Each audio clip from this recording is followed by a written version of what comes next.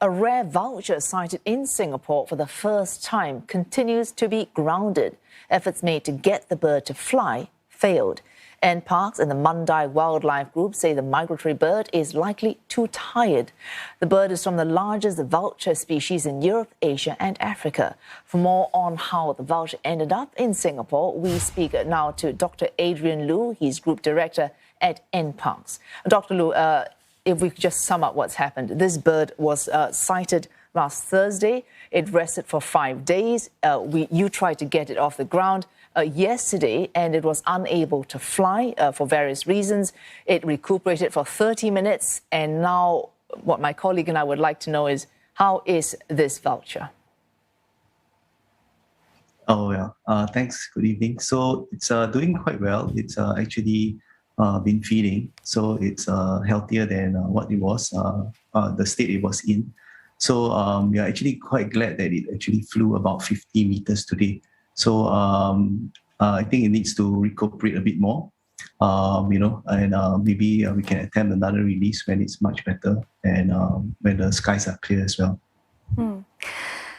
Now, Dr. Loo, you mentioned, the big bird can probably fly again when the weather is good. And, it couldn't fly because it was, it was cool and it was cloudy. And I was just looking at the weather app, and it seems like there's a 70 to 90% chance of rain until possibly next Monday. So what does that mean, that this bird could possibly be grounded for longer? Oh, well. That's true also. What we need to do is actually wait for it to recuperate. It's doing quite well, so we just have to wait for the timing to be right. It's been through a lot, so it's important that we see that it grows from strength to strength, and then when the weather is right and it's healthier and it's stronger, then hopefully it can take off. Yeah. Dr. Loo, I quote you from an interview you gave earlier. You say this sooty species is native to Europe and Northern Asia, but is vagrant to Southeast Asia. So we have found it here, a stopover in Singapore.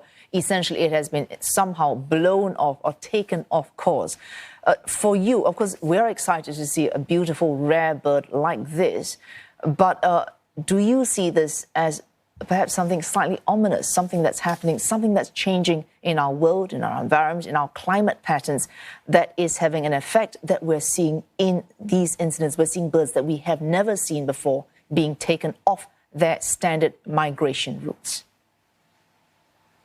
Well, there's one concern that, extreme and erratic weather patterns can throw some birds off course, but vagrants like this, especially in this case, is a juvenile vulture. So it might have just lost its way as it was overwintering. It was searching for a place and actually a bit disoriented, and then it actually went off course and landed up here. Of course, it's further south than where it normally would be. So it could be a combination of, it could be possible that extreme weather patterns. It could also be possible that it just lost its way. Yeah. And also, Dr. Loo, where it's possible, we know that birds best released back to their natural habitat. But what the actual chances of the bird being adopted by our very own bird park? Well, we are trying our very best to return the wild animal back to the wild. So we'll try an attempt with the bird park to do that. So hopefully it can go back to the wild. But of course, there is that chance that, if it doesn't do so, then we might have to absorb it. And we will leave that to the Jurong Bird Park to assess as well. A final question, Dr. Loo. Attempts to help the bird to fly, these can be very traumatic and exhausting for the bird, especially for wild birds unused to human contact. What will you be checking for in this bird to make sure that the next attempt is more likely to succeed and will, I suppose, take less out of the bird should it fail? So we'll continue to feed the bird. It's feeding very well, actually. So the vets have assessed it to be quite healthy. So we are just looking to see whether it can gain its strength. So it's been through a lot in the last few days, and we expect it to recuperate and hopefully, with more strength and more energy, and more test flights, maybe it can finally be able to get some sustained flight and reach some heights and then fly off. Yeah. Well, thanks very much for staying past your bedtime, I'm sure, Dr. Adrian Loo, Group Director at NParks.